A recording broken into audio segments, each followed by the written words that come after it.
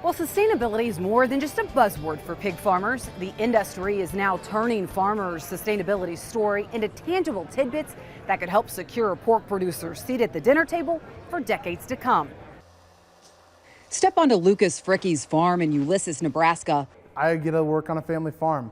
Really lucky to be able to farm with my brother Brendan, my mom Lori. And you'll see, along with another longtime employee, Mike, And we grow kids, crops, and pigs. the Frickies are carrying on a family legacy rooted for 6 generations. It's a lot of fun all doing this all together. My dad started it, he passed away, and so we get to be able to continue it on. Planting seeds of conservation, Lucas's dad adopted cover crops nearly 15 years ago.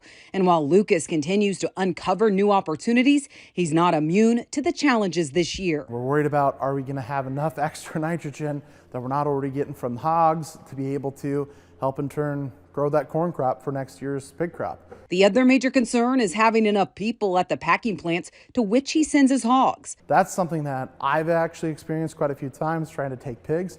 We're now scheduling around moving loads, taking them on and off simply because the employee force is not there all the time. The availability and proximity to the nearest packing plant isn't just about business. It also has a major impact on his relationship with the environment. I really never even knew our carbon impact. I never understood what a water footprint was until I started to look at it.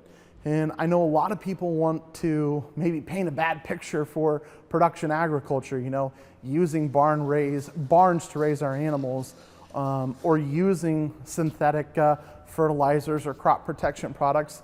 Those aren't scary things. Those are a part of the solution. Lucas, along with other pork producers, recently came together to set sustainability goals for the pork industry. And that was one of the things that they really thought about is what is right for our industry. We want to be aggressive enough. We did an assessment of the needs of the supply chain members as well as external stakeholders and looked, frankly, at what types of measures we're going to need to employ in our industry to actually achieve those. The environmental goals set by Pork Board include continuously improving water use efficiency and by the year 2030, reducing greenhouse gas emissions in the pork industry by 40%. One thing we have to remember is that everything that improves the productive capabilities of the pork industry is a sustainability practice.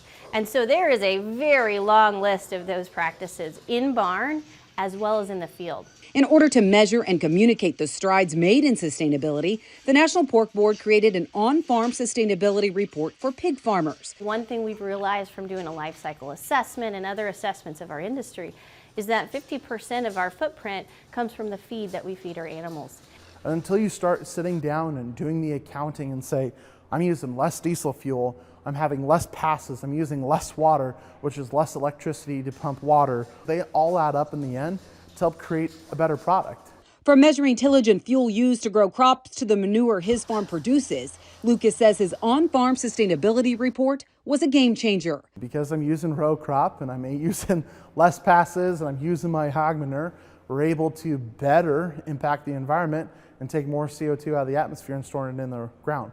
From that assessment, Lucas found just in 1 year, their farm management practices accounted for taking 207 average passenger vehicles off the road, 5 rail cars of coal saved from being burned, as well as 3,585 tons of soil, which equates to 224 dump trucks, that was saved from being lost to erosion. And it really helped us understand that every little thing that we do, every little less pass across the field, help add up. And really create a difference. It's really not that hard of a process. You're already using it for your end of the year break-even calculations. Honestly, it helped us figure out where we can go, where we can improve, and where we can do even better. Crucial conversations that Lucas knows can help secure a future where pork remains at the table. Now, Lucas also started a company that can follow pork all the way from farm to the store via blockchain. He says that's also a vital piece of the puzzle. And to discover where your farm sustainability footprint, just go to National Pork Board's website. Well, when we come back, it's not just inflation that could impact meat demand in the U.S. John Phipps joins us next.